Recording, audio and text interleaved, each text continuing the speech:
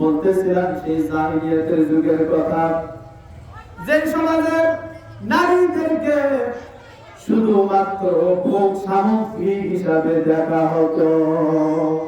সেই জাহিলিয়াতের যুগের কথা বলছি। জাহিলিয়া এর অর্থ হচ্ছে অন্ধকারের যুগ, তৎসমাজ অর্চনার যুগ।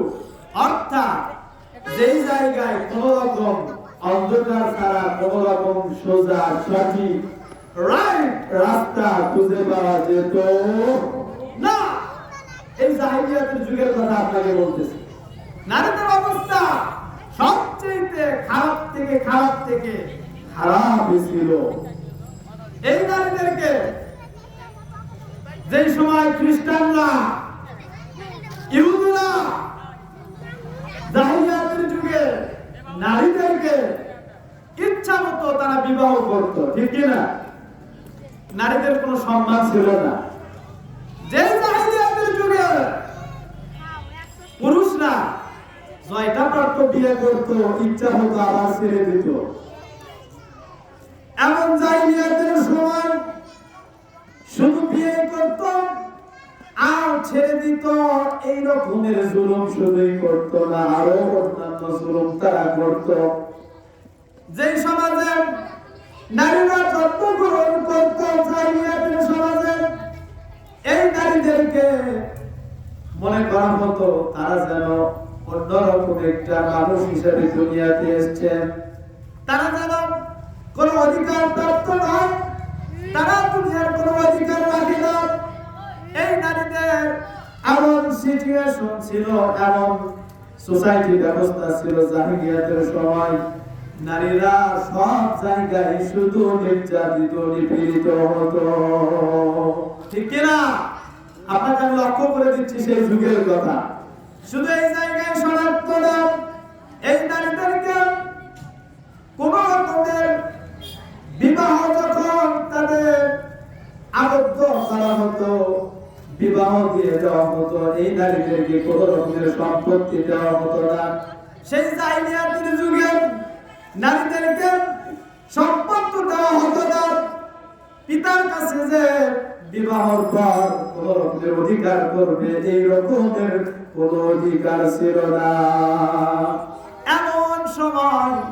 এমন সময় থেকে আমাদের নবী, বিশ্ব নবী জনাবে মুহাম্মদ রাসূলুল্লাহ সাল্লাল্লাহু আলাইহি ওয়াসাল্লাম এমন জাহিলিয়াতের সমাজ থেকে আমার নবীজি যখন ইসলামের প্রচার, ইসলামের ঘোষণা, ইসলামের দাওয়াতি কার্যকলাপ শুরু করে দিলেন, যখন ইসলামের দাওয়াত দেওয়া শুরু হয়ে গেল, যখন নারীরা ইসলাম বুঝতে শিখলো, জাহিলিয়াতের যুগের মানুষরা ইসলামের জ্ঞান দেওয়া শুরু করে দিল, যখন তারা একে অপরের দলবদ্ধ হয় আর আমার নবীজির অনুসারী হয়ে যায়, আমার নবীজির সুন্নাতকে আঁকড়ে ধরা শুরু করে, ওই সময় আল্লাহর নবী এমন একটা সিচুয়েশন করে দিলেন, যে সময় নারীর মর্যাদা ছিল নিম্ন, এমন সময় আমার নবীজি নারীর মর্যাদা করলো সর্বোচ্চ। জোরে বলুন সুবহানাল্লাহ। মুমিনা নারীরা, তোমরা কি ভেবে দেখেছো তোমাদের অবস্থা কোথায় ছিল? আর আজকে তোমরা কেমন করে সেই রাসূলের জামানা নারীদেরকে আল্লাহ রাব্বুল আলামিন তার নবীর মাধ্যমে হেফাজত করলেন। সেই নারী তো রাসূলের জামানায় ছিল, পর্দা করত, গৃহে অবস্থান করত, বাইরে ব্যাপারহীনভাবে কখনো আল্লাহর জমিনে চলত, জোরে বলেন চলত, কখনো চলত না। সেই নারী তুমি আজকে কেমন ভাবে নিউ মার্কেটে গিয়া ঘোরাফেরা করে চলতে পারো? এইসব নারীরা তারা, আপনি দেখবেন আপনাদের সোসাইটি ব্যবস্থা অত্যন্ত ভদ্র, আমি এটা মেনে নিচ্ছি, কিন্তু আমার এলাকা অনেক ব্যাপারহীন অনেক নারী রয়েছে যারা উন্মুক্ত ভাবে যুবকদের মাঝে ঘোরাফেরা করতে কোন রকমের দ্বিধাদ্বন্দ্ব করে না। অনেক নারী আছে, অথচ আপনি খোঁজ নিয়ে দেখেন এই নারীরা তারাই বিভিন্ন হাজী সাহেব হজ করে এসেছেন, তার মেয়েকেও কন্ট্রোল করতে পারে না, তার মেয়েকে পর্যন্ত কন্ট্রোল করতে পারে না। নারী, তোমাকে সাবধান করছি, তুমি চলো। আরে তোমার জন্য তো চাকরি করা জায়েজ, ইসলামী শরীয়ত তোমাকে জায়েজ বলে ঘোষণা করেছে।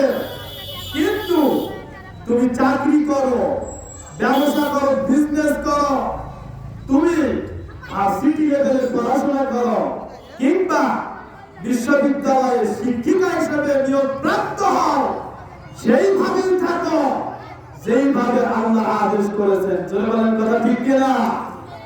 আল্লাহর আদেশ অমান্য করা যাবে? মিথ্যা মনে করিয়েন না, আল্লাহ যা বলেছেন তাই মানতে হবে। যদি না মানি সরাসরি ওপেনলি জাহান্নাম খুলে যাবে, ঠিক কিনা? বলতেছিলাম জাহিলিয়াতের যুগে, অন্ধকারের যুগে, ভৎসনার যুগে নারীদের কোনো অস্তিত্ব ছিল না। নারীদেরকে শুধু ভোগ সামগ্রী হিসেবে দেখা হতো। সেই নারীদের মর্যাদা আমার নবী, বিশ্ব নবী জনাবে মুহাম্মদ রাসূলুল্লাহ সাল্লাল্লাহু আলাইহি ওয়াসাল্লাম সর্বোচ্চ মর্যাদায় নারীদেরকে আসক্ত দিয়েছেন। সর্বোচ্চ মর্যাদা